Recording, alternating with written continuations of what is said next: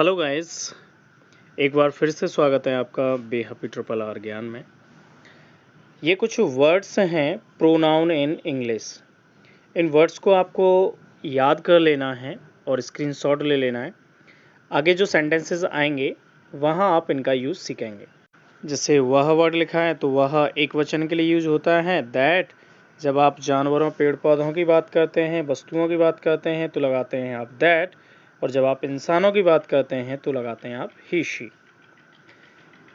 ऐसे ही वो शब्द लिखा है तो वो को एक वचन के लिए बोला गया है वो तो दैट ही शी, और बहुवचन के लिए बोला गया है तो दोज एंड दे। जैसे दैट कब लगाते हैं जानवरों पेड़ पौधों वस्तुओं की बात करें तो दैट, और ही शी इंसानों के लिए। ऐसे ही ज़्यादा वस्तुओं की बात करेंगे तो दोज, इंसानों की बात करेंगे तो दे। ऐसे ही मैं को कहते हैं आप आई, आपको कहते हैं आप यू। देखो अगला वर्ड फिर आ गया वे को हम दोज एंड दे कहते हैं।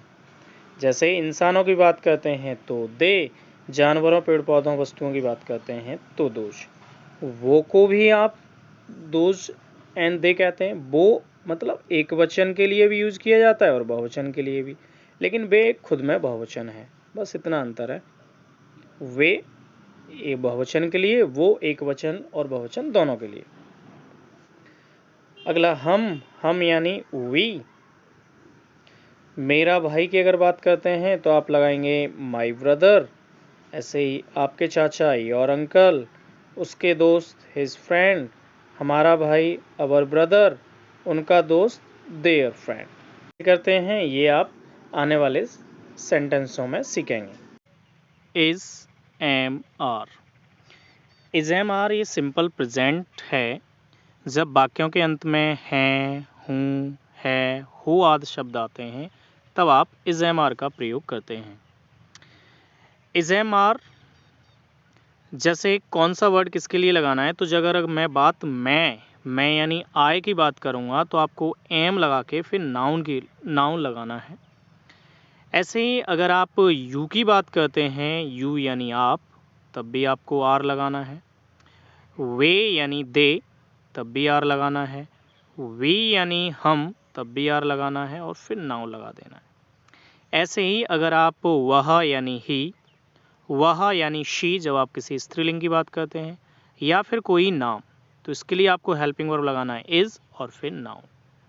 मेरा भाई, आपका भाई, उसका भाई, उसके चाचा, मेरे चाचा, इनके लिए भी इज ही लगाना है कि ये सिंगुलर होते हैं।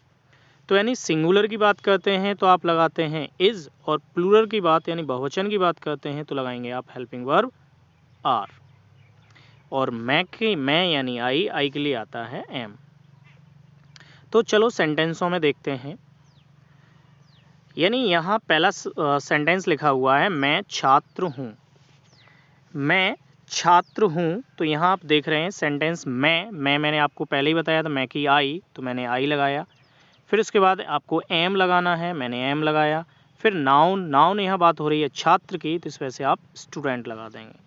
तो सेंटेंस हो जाएगा मैं छात्र हूँ यानी मैं विद्यार्थी हूँ, तो आई एम स्टूडेंट, आई के लिए एम आता है।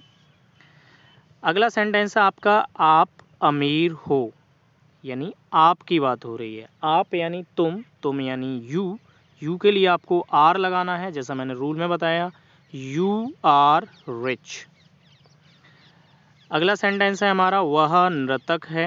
नर्तक यानी जो नाचने वाले होते हैं, तो वह अब यहाँ वह की आप वह नर्तक है, तो यहाँ लड़की भी हो सकती है या लड़का भी, तो आप कुछ भी लगा सकते हैं, ही या शी। तो मैंने यहाँ ही लगाया है, और ही के बाद इज़ की बात होती है तो मैंने इज़, और नर्तक को कहते हैं डांसर।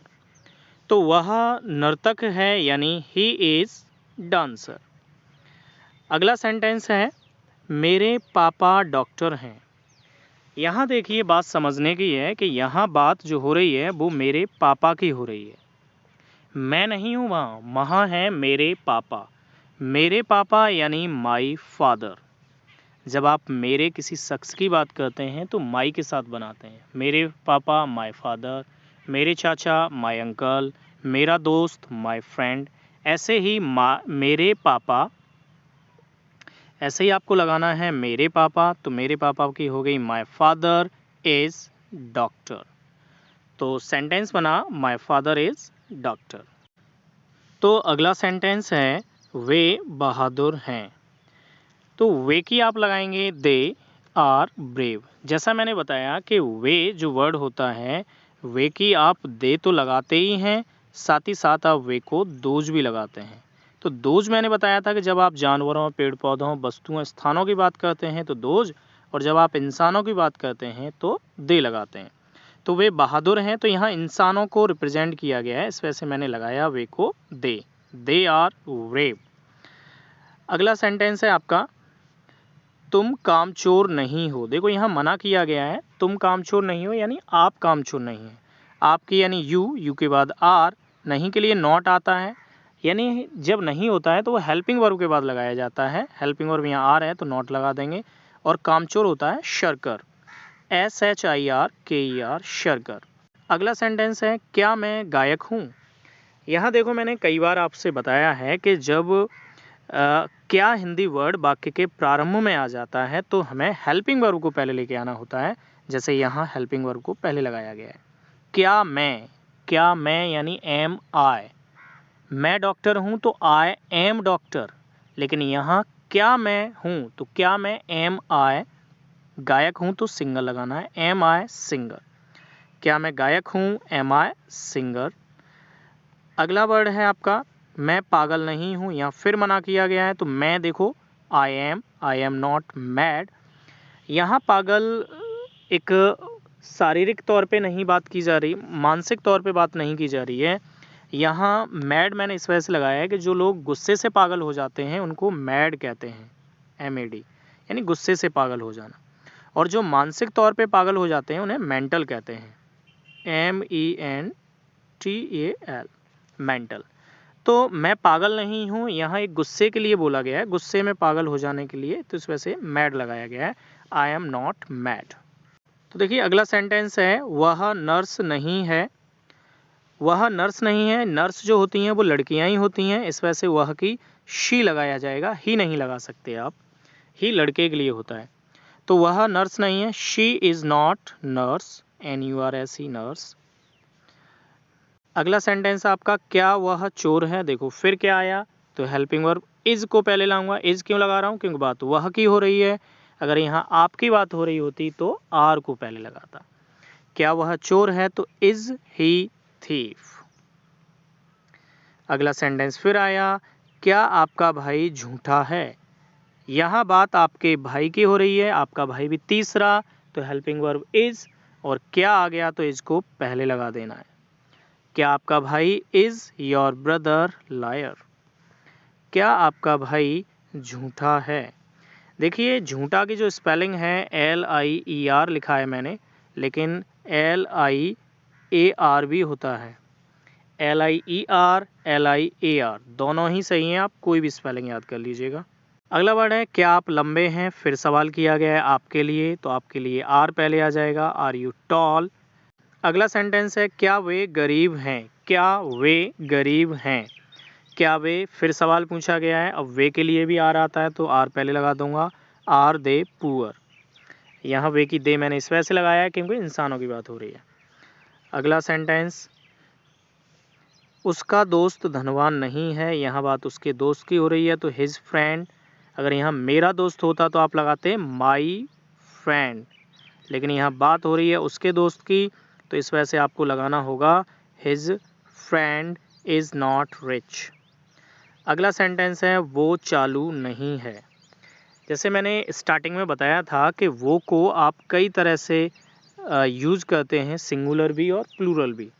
अगर सिंगुलर के लिए यूज़ किया गया है वो, तो दैट, ही, शी। बहुवचन के लिए यूज़ किया गया है तो दोज एंड दे। तो यहाँ देखते हैं सेंटेंस वो चालू नहीं है। तो यहाँ देखिए वो चालू नहीं है, यहाँ एक शख्स की बात हो रही है, वो चालू नहीं है। तो वो चालू नहीं है और एक इंसान की बात हो रही है तो इस वजह से ही लगाऊंगा।